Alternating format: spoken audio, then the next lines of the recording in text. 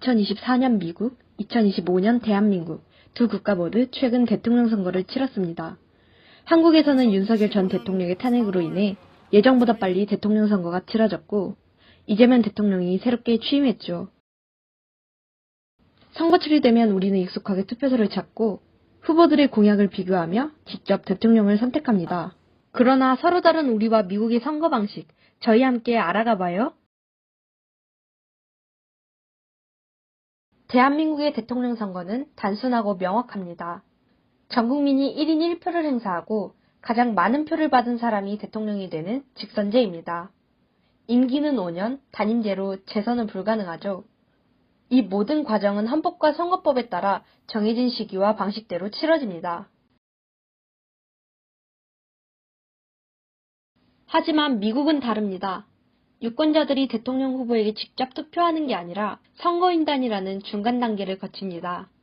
직접 선거로 선거인단을 뽑고 그 선거인단이 대통령을 뽑는 대통령 간접제를 사용하죠.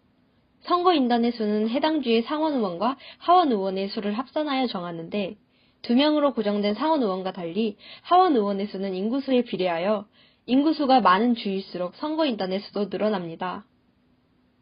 각 주의 사람들은 본인이 지지하는 후보에게 투표한다고 선언한 선거인단에게 투표를 합니다. 여기서 미국의 독특한 선거 방식을 하나 더 찾아볼 수 있는데요. 바로 주 내에 더 많은 표를 얻은 후보가 그 주의 선거인단 전부를 가져가는 승자 독식 방식입니다. 예를 들어 한 주에서 민주당 후보를 지지하는 선거인단이 51%의 표를 받고 공화당 후보를 지지하는 선거인단이 49%의 표를 받게 되면 민주당이 승리하게 되어서 결과적으로 모든 선거인단이 민주당에게 투표하게 되죠. 따라서 후보들은 선거인단이 많은 주에서 표를 확보하는 게 중요합니다. 이 승자독식제 때문에 전체 유권자에게 더 많은 표를 받고도 당선되지 못한 사례가 생기기도 합니다. 무조건 최다 득표자가 당선되는 우리나라와 비교했을 때 확실히 차이가 보이는 지점이죠.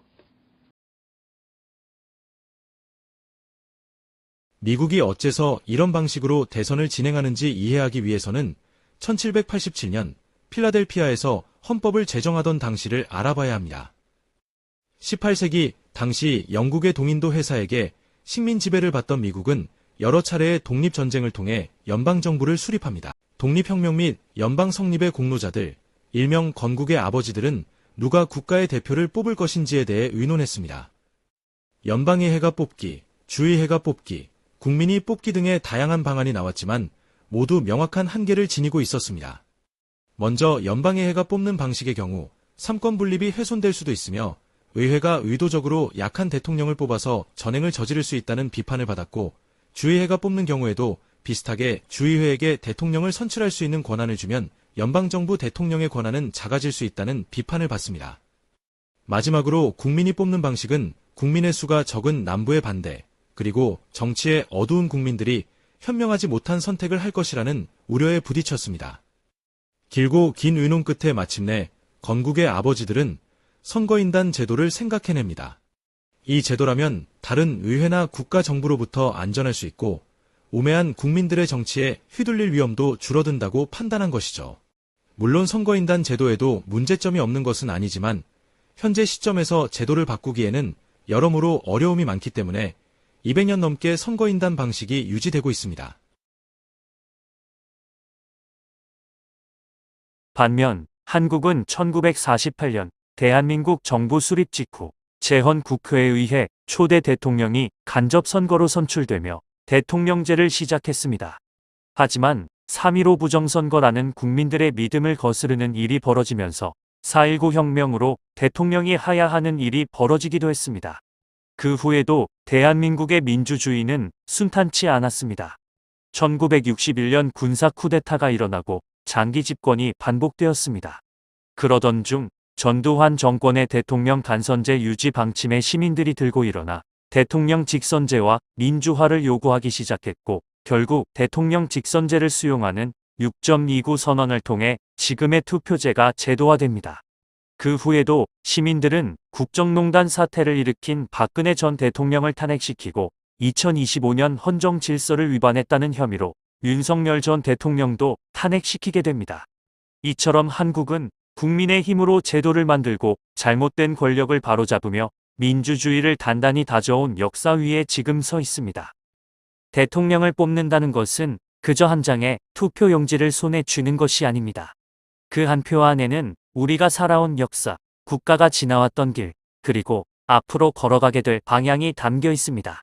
한국은 지난 수십 년간 시민들의 힘으로 제도를 바꾸며 직접 선택하는 민주주의를 만들어 왔습니다. 반면에 미국은 오랜 헌법과 제도를 지켜오며 연방이라는 균형을 선거에 녹여왔죠. 두 나라가 대통령을 뽑는 방식은 차이가 있을지라도 그 중심에는 언제나 국민의 의사가 있습니다. 또한 우리가 원하는 세상을 스스로 결정하는 것이라는 목적도 있습니다. 그래서 우리는 매번 고민하고 갈등하고 때로는 실망하기도 하면서 결국 다시 투표소를 찾게 됩니다. 어떤 사람이, 어떤 길이 우리의 삶을 좀 더 나은 방향으로 이끌어 나갈 수 있을까? 이 질문 앞에서 우리는 모두 같습니다. 이제 미국 대선을 다시 보게 된다면 복잡하게만 느껴지던 구조 속에서 역사적 맥락이 조금은 더 뚜렷하게 보일지도 모릅니다. 그리고 그건 우리가 민주주의를 이해하는데 한 걸음 더 가까워졌다는 뜻입니다.